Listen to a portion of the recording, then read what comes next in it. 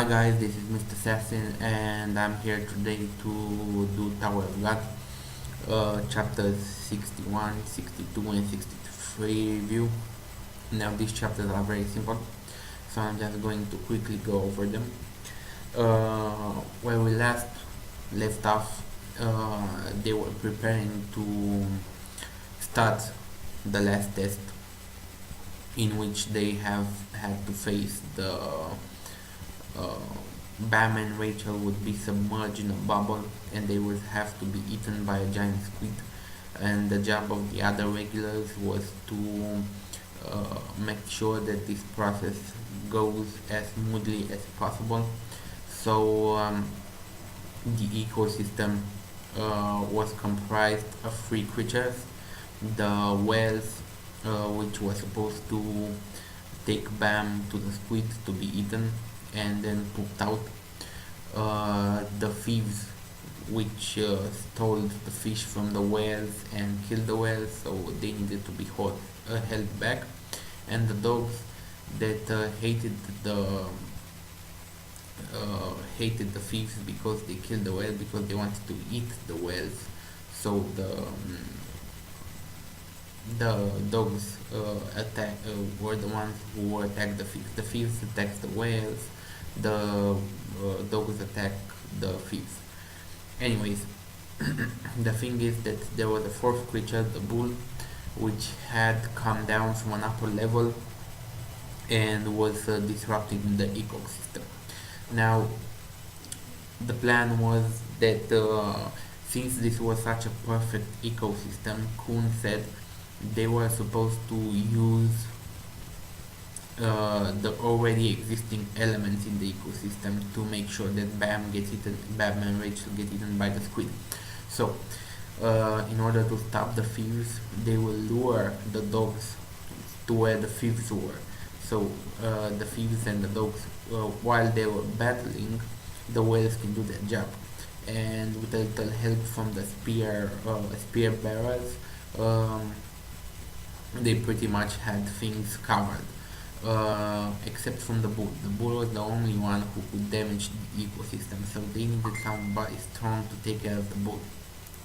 And that somebody strong was basically the Zahard princesses, Andosi Zahard and Anak Zahard.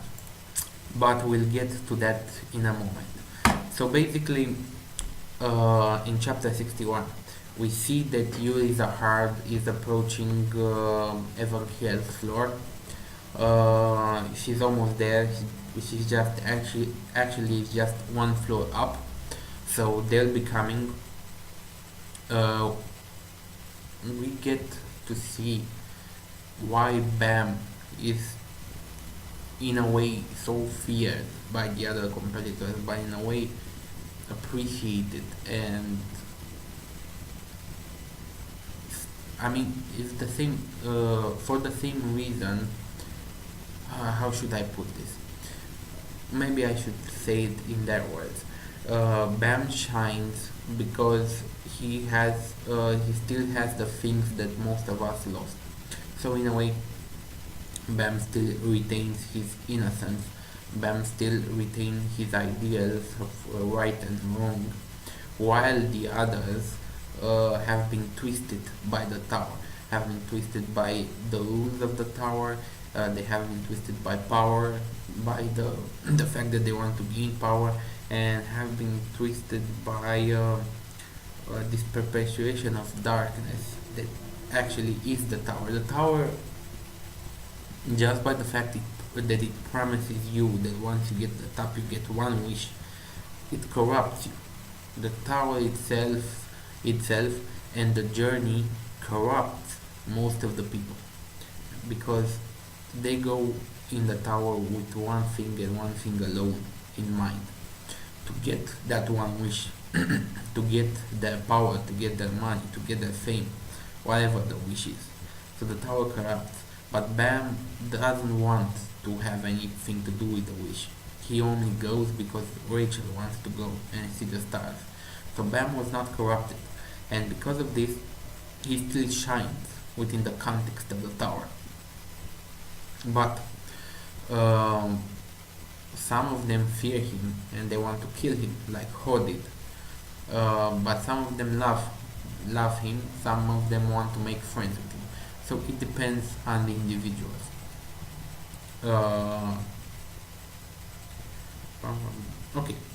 Now Leso, no, or Lesno, whatever his name is, the smart guy from Anagzahar's team, he was on bull watch.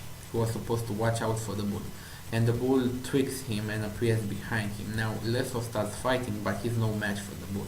And then we see that princesses coming, Anakzahar and Andosizahar.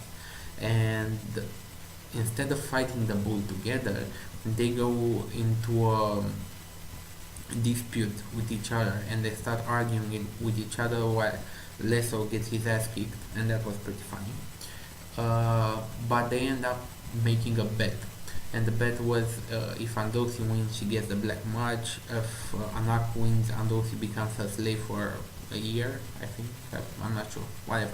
She becomes her slave, and she does everything she wants. And now they are taking 5-minute turns, and the first is Andosi Zahar. Then she goes and she beats the bull in 5 minutes, but then she gets cocky, and she ends up fighting with Anak again, and the bull takes this opportunity to run, and they both run after the bull. So what could have ended in less than 5 minutes now is going to take a lot longer.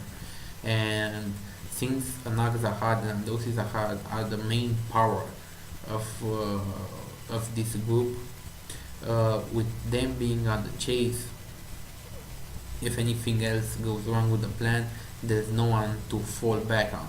So there's no one to help them. And something does go wrong because they underestimated the number of the thieves. The thieves are the number is much bigger than they estimated. So there are a lot more thieves. And the spear bearers that were supposed to shut the worms will probably not have enough time to shoot all the worms, and they don't know if the dogs, when they come in, can defeat all the thieves. So that's basically something else that got wrong with the plan. And I think that's chapter 61 and 62. Let me take a quick look.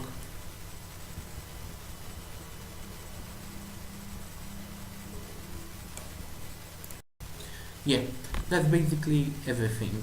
One last thing, Bam, while he submerged with Rachel in this Shinsho bubble, Bam feels something, and I don't.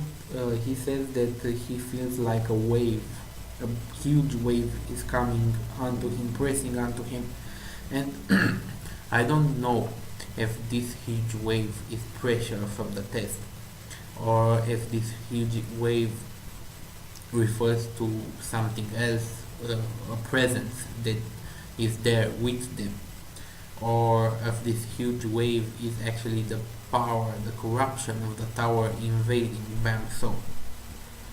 So it could mean many things, but Bam is definitely starting to feel the pressure.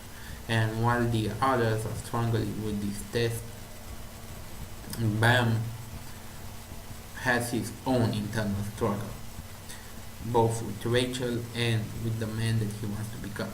So that's basically chapters 61, 62, and 63. I'll see you guys next time with the next chapters, and I'll finish this arc. Rate, comment, subscribe, and have a nice day.